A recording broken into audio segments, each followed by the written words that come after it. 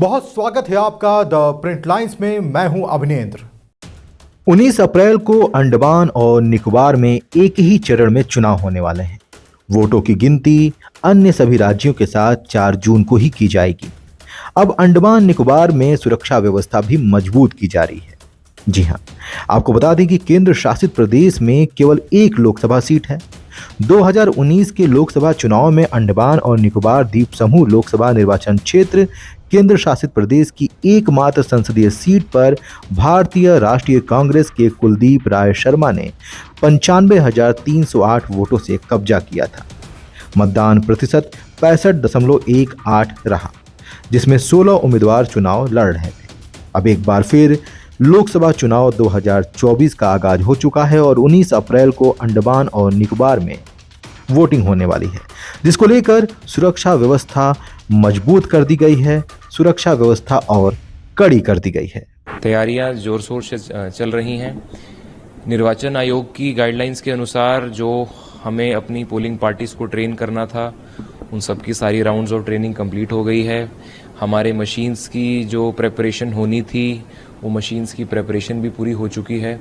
उसके साथ साथ जो हमें आचार संहिता को इम्प्लीमेंट करने के लिए जो हमें कदम उठाने थे, वो सारे कदम हमारी सारी टीम्स बन चुकी हैं। वो 24 घंटे दिन रात सड़कों पर हर जगह चेकिंग कर रही हैं।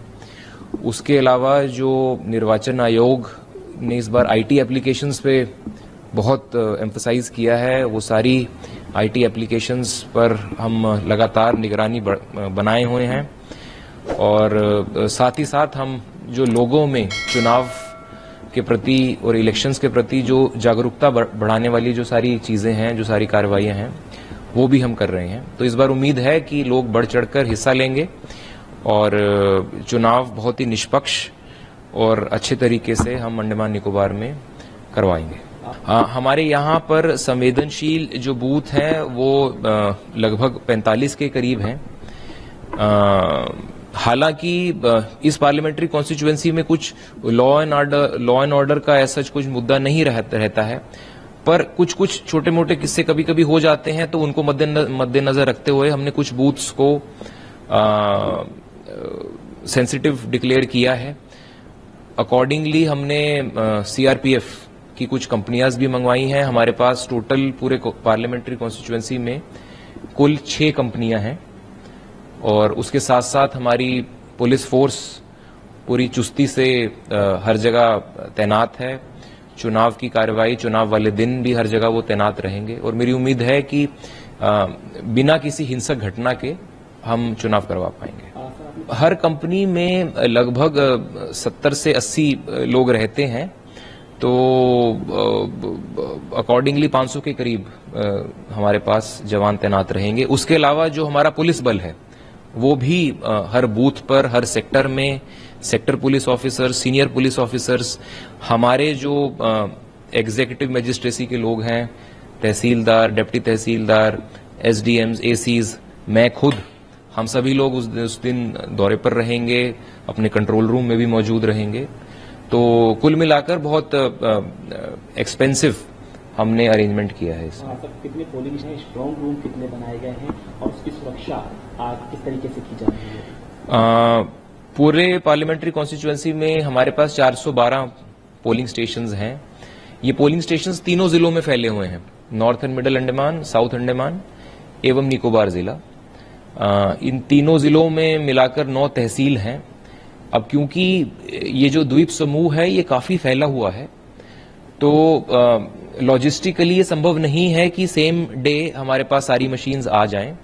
तो हमने हर तहसील में एक इंटरमीडिएट स्ट्रांग रूम बनाया है और 2 दिन के अंदर हमारे पास सारी जो पोल डीवीएम्स हैं वो हमारे पास पोर्ट ब्लेयर में, जो हमारा मेन स्ट्रांग रूम है जहां पर काउंटिंग भी होगी, वो हमारे पास सारी मशीनें आ जाएंगी। हम सोशल मीडिया पर बहुत चुस्ती और मुस्तैदी के साथ उसको मॉनिटर भी कर रहे हैं और सोशल मीडिया पर जो हमारी मैसेजिंग है वो लगातार जारी है, मॉडल कोड के लगने से पहले से जारी है। जो सारे सोशल मीडिया प्लेटफॉर्म्स हैं, ट्विटर हो, आजकल एक्स के नाम से जानते हैं उसे, फेसबुक हो, इंस्टाग्राम हो, व्हाट्सएप हो, इन सभी माध्यम के थ्रू हम अपनी जो बात है, जो हमारी इलेक्टोरल अवेयरनेस की बात है, वो रख रहे हैं। साथ ही साथ अगर हमें कोई ऐसी कंटेंट इन मीडिया चैनल्स पे मिलता है जो कि आचार संहिता का सरासर उल्लंघन है, उस पे हम कार्रवाई भी करते हैं, शो कॉज नोटिस भी इशू करते हैं। कुछ न्यूज ऐसी भी आती हैं जो पेड न्यूज के दायरे में जाती हैं, तो उस पर भी हमने कार्रवाई की है। और कुल मिलाकर हमने पूरी सख्ती के साथ आचार संहिता को यहाँ पे इम्प्लीमेंट किया है। निर्वाचन आयोग ने एक सी विजिल एप्लीकेशन को बहुत ज्यादा पॉपुलराइज किया है। हमारे यहाँ पर सी विजिल के बहुत ज्यादा डाउनलोड्स भी हुए हैं, लोगों में बहुत पॉपुलर है। तो जो शिकायतें हैं वो हमारे पास सी विजिल के थ्रू आ रही हैं, जिसमें होर्डिंग्स, बैनर्स, अगर कोई कुछ ऐसा बोलता है जो आचार संहिता का उल्लंघन है, वो भी लोग उसमें वीडियो डाल रहे हैं। और जो हमारी टीम्स हैं वो 1 घंटे के अंदर कुछ केसेस में तो उसको रिस्पॉन्ड कर रही हैं और उसको आचार संहिता का जो उल्लंघन है उसको ठीक कर रही हैं। इसके अलावा एक हमारा टोल फ्री नंबर है जो कि 24 घंटा चलता है, 7 दिन चलता है, 1950, ये भी ऑपरेशनल है। उसके अलावा एक हमने अलग से जो हमारा इलेक्शन कंट्रोल रूम के 2 नंबर हैं, वो भी हमने लोगों में काफी पॉपुलराइज किए हैं। अगर किसी को कुछ शिकायत होती है तो उन कंट्रोल रूम के नंबर्स के थ्रू भी हमें बताता है।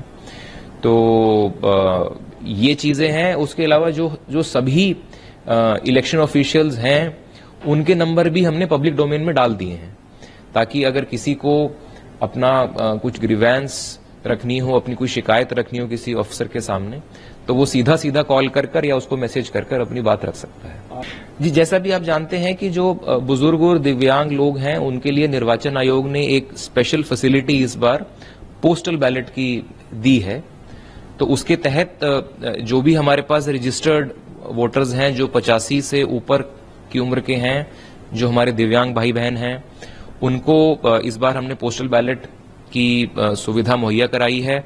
इनफैक्ट आज हम बात कर रहे हैं, ये हमारी टीम्स घर घर जाकर लोगों से पोस्टल बैलेट के थ्रू मतदान करवा रही हैं।